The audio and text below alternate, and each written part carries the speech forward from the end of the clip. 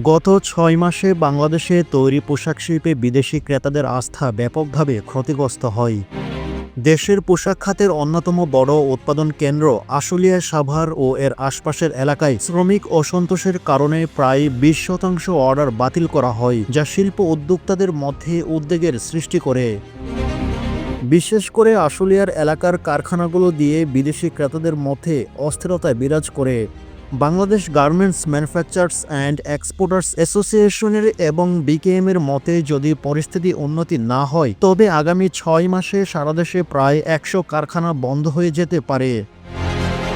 এদিকে আশুলিয়া সাভার সহ বিভিন্ন অঞ্চলে ছোট বড় মিলিয়ে মোট ৪৫০টি পোশাক কারখানা করা হয়।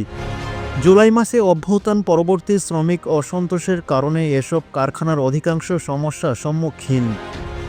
বিজিএমইএ ও বিকেএমইএ এর হিসাব মতে ইতিমধ্যে প্রায় ২০০ কারখানা বন্ধ এবং পরিস্থিতি আরও খারাপ হলে এর সংখ্যা আরও বৃদ্ধি পাবে। অন্যদিকে শ্রমিক অসন্তোষের কারণে বিদেশি ক্রেতারা আশুলিয়া এলাকার কারখানাগুলো প্রতিবছর আস্থা হারায়। বিজিএমইএ সভাপতি মোহাম্মদ হাতেম জানান, ব্র্যান্ড ও বায়াররা এখন আশুলিয়া বেল্টের কোনো ফ্যাক্টরিতে কাজ দেওয়ার পূর্বে খুব সতর্ক ও সচেতন, তাই অনেকটা আস্থাহীনতায় ভোগেন। এর ফলে কিছু পোশাক রপ্তানির অর্ডার অন্যান্য দেশগুলিতেও চলে যায়, যার ফলে বাংলাদেশের রপ্তানির আয় কমে যাওয়ার আশঙ্কা করা হয়। ব্যবসায়ীরা জানান, চলমান অস্থিরতার ধাক্কা আগামী ৬ মাসে আরও বৃদ্ধি পাবে। সেক্ষেত্রে আরও ১০০ কারখানা বন্ধ হয়ে যাওয়ার আশঙ্কা করা হয়।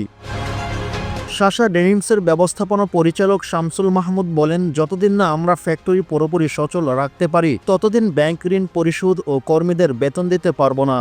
যদি ২০% ক্যাপাসিটিতে ফ্যাক্টরি চালাতে হয় তাহলে আমরা আর্থিকভাবে শক্তিশালী হতে পারব।